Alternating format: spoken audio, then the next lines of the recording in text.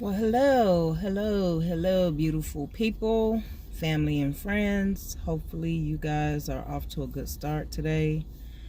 As I was sitting here waiting, I decided to come on and chat with you for a little bit, share a story that crossed my mind. Um, so, I just finished celebrating my daughter's 18th birthday. I have twin girls. Night and day. One is into basketball, basically all the sports, but mainly basketball. And the other one, she's like my princess. She likes to be all cutesy, but right now I think she's getting ready to start flag football. So, but anyway, I hung out with my three amigos the other night, and my oldest daughter, she was telling me that her coworker kept really badgering her about going to church with her. And I say badger because it's like every time my daughter goes over to our house, because my daughter does home health aid, it's like that's like the main thing the lady keep focusing on while my daughter's trying to do her job. And so I told my daughter, you know what? As much as, I have my own personal opinions and experiences with going to church, I told her to go ahead and try it out and see if, she feels that is beneficial, or is it, something that she would be interested in adding to her lifestyle. So my daughter, she told me when she got there, the lady wanted to sit in the very front of the church, like the first pew. I can't remember the name of the church, but I believe it's something like a Bethel type church somewhere in Tampa. So she said that I guess the lady who invited her to the church must have had a discussion with the pastor. So the pastor seemed to really tone it, like really focus in on her, and started, preaching about people needing to come to church. And then my daughter kind of was like feeling some type of way, and then she looked around and everybody was jumping up and shouting and screaming and running around and half flying everywhere. And my daughter was just checking out, observing everybody and checking out the scenery. So I guess the pastor kind of got fed up, and he was like, you need to stop sitting there looking all cute, and you need to raise your hand to the sky, and you need to be thankful and praying and praising the Lord. And so right after that, they did altar call, and my daughter was like, she didn't really want to go up there, but it's like the people kind of came and started crowding around her. They poured oil on their hands and just started praying. They didn't even really come to her and find out if she needed prayer. She said she was just trying to sit through the whole process, hoping that she wouldn't be noticed, but she was really noticed. So I kind of got annoyed knowing that she went through that process, and I told her to wait on me because, I've been in and out of church for almost, more than 30 years. And I kind of know the whole process and the whole ritual, especially with Kojic, Pentecostal religion. And so she said that, she have mixed emotions about it. She did enjoy the performance and the singing, but as far as being pressured to, do things that was unfamiliar with her, because I stopped allowing her to go probably when she was,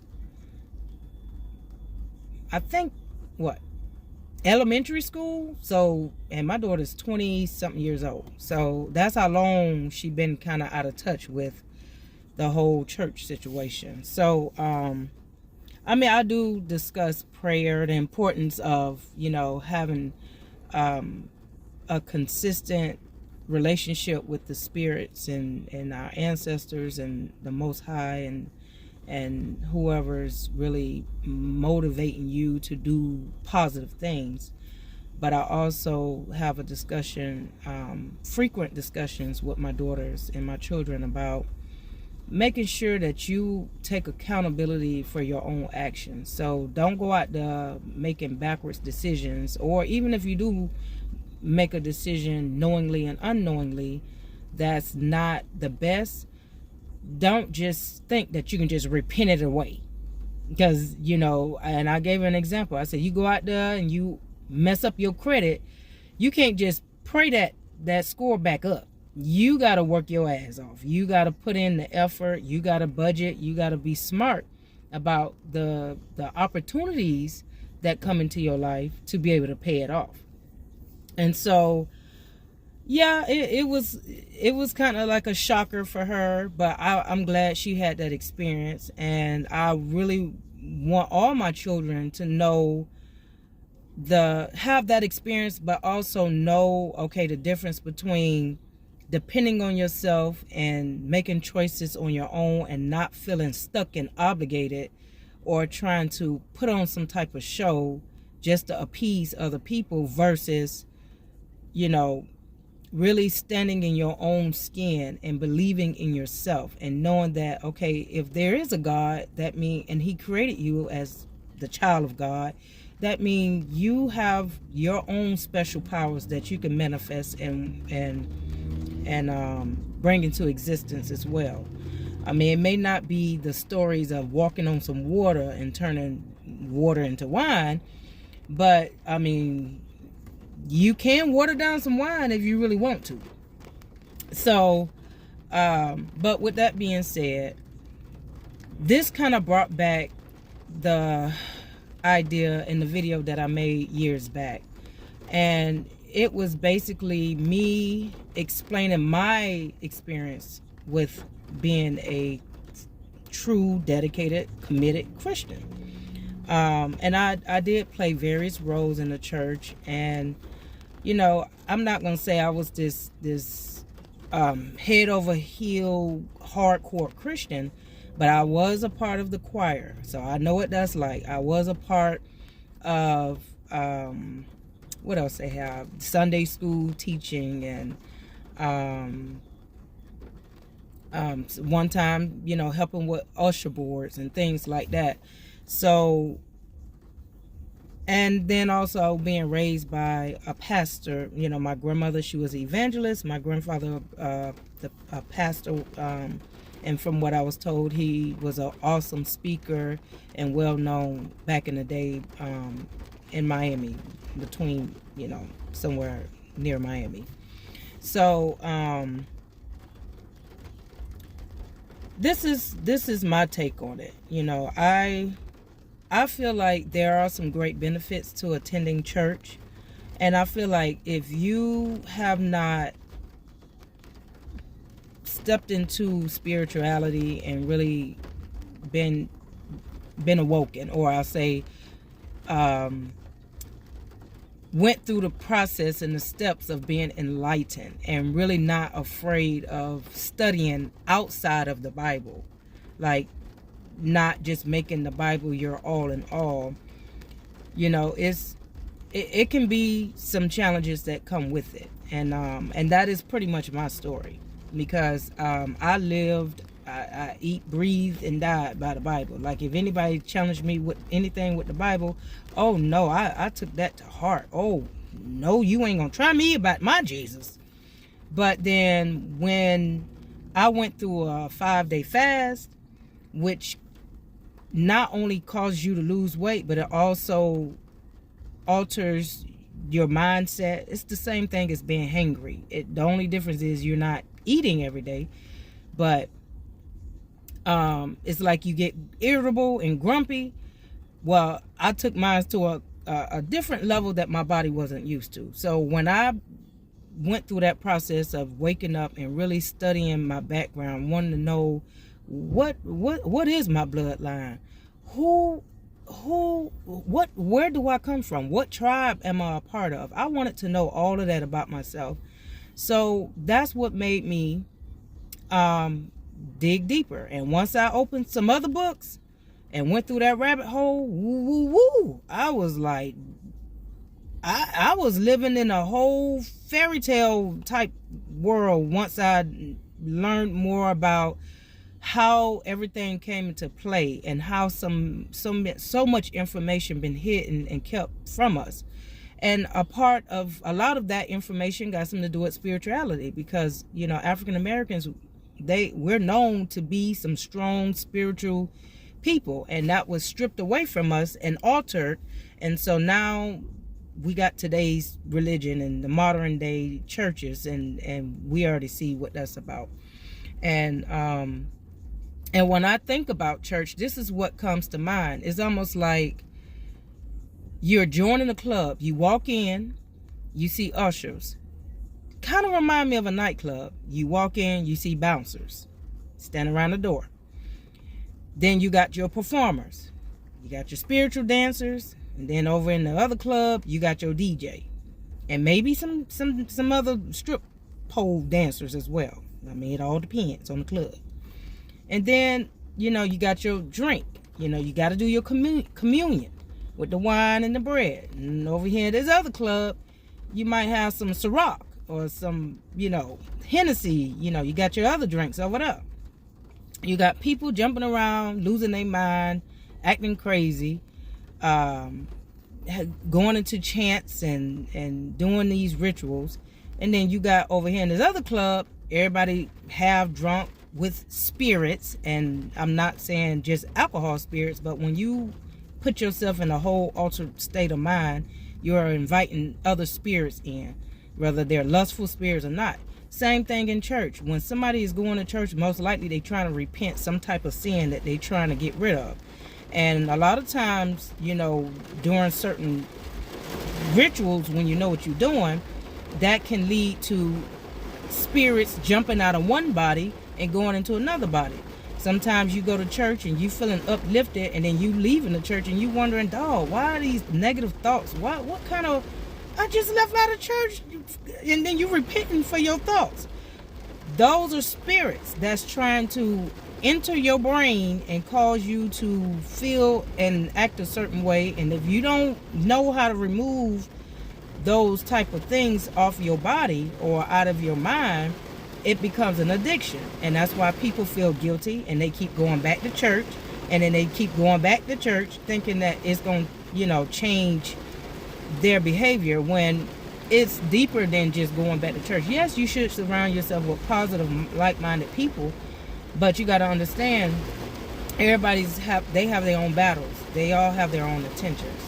So, but the video that I posted on Facebook not too long ago about different rituals and how, back in the day, our ancestors knew how to tap into the earth and use different herbs, different plants to make changes, to alter, just different elements, different rocks, crystals, to either evoke different spirits or different things, or pray for more food, or pray for a better harvest or better weather or whatever.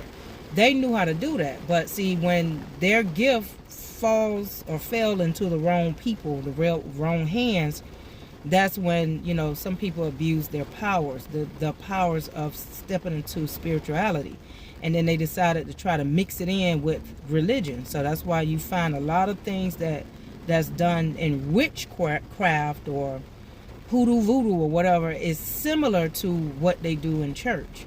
So you just got to be mindful of who lay hands on you, because you never know what kind of demons they're battling with. You got to be mindful of just where you are and what type of atmosphere and what kind of people you are around, because you just never know. You could be trying to pray for some positivity and walk out with a whole lot of different spirits that's bringing you down, that's affecting your bank account, that's affecting your relationship, that's affecting. And speaking of relationship, that's another issue that I find that need to be revised within the church, because throughout my years, I know I married young, so and a lot of times that's not always a good thing, especially when you haven't had a chance to heal from childhood wounds and experience different things in life to know what's for you and what's not for you. And so being in church at a young age and married, whenever I ran through issues, it was hard to find that Bible verse that helped solve all the issues that I was faced with.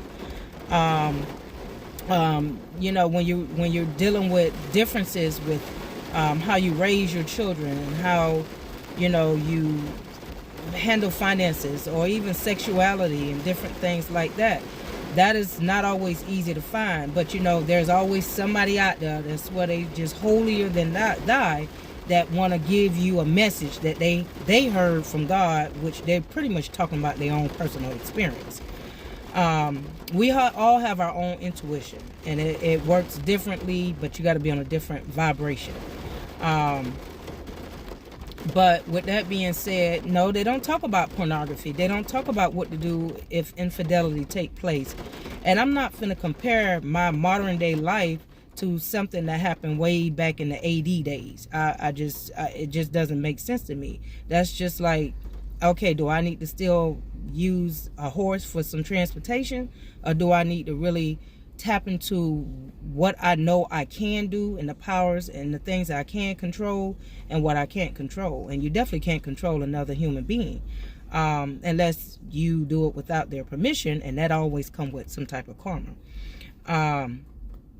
But yeah, it was all about submit and shut up.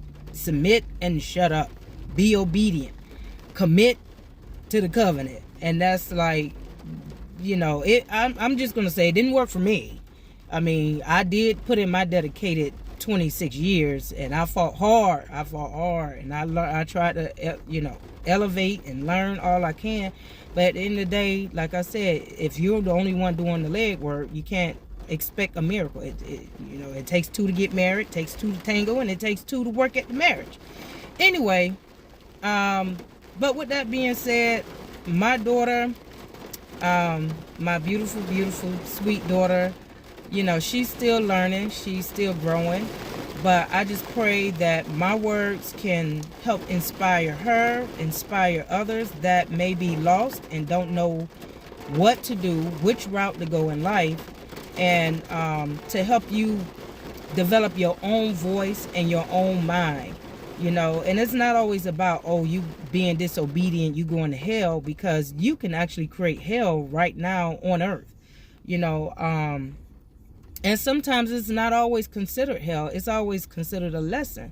I know for me, in 1 year, I can tell you my life did a whole 360 out of nowhere, and I thought I was doing it. I mean, I had a decent paying job. I was reconciling with my husband. I was in a nice 6-bedroom home neighborhood. I just swear everything was just going according to plan. But, apparently things changed. Just like I said before, and I think in another video, the seasons change, the planets move in different positions, fashion change, a lot of stuff change. Your bank account can even change. So sometimes you got to just go with the flow, and no matter how much disappointed you are, you pick yourself up and you toughen up and you say, you know what, if this ain't for me, God's rejection is God protection. You just gotta make it work the best way you can until you get where you need to be in life. With that being said, I love you guys. I'm gonna go ahead and conclude this rant and raving and story time, and get back on this road. Just got 3 more hours to go. Boy, I tell you, traveling is it can be fun but very tiresome. But until next time, you guys stay positive, love yourself, be true to yourself, and definitely do not let people brainwash you with their own thoughts. Go do research. and you will find the answer if you seek. And I know that is a Bible, and that's a verse in the Bible too. But anyway, toodles.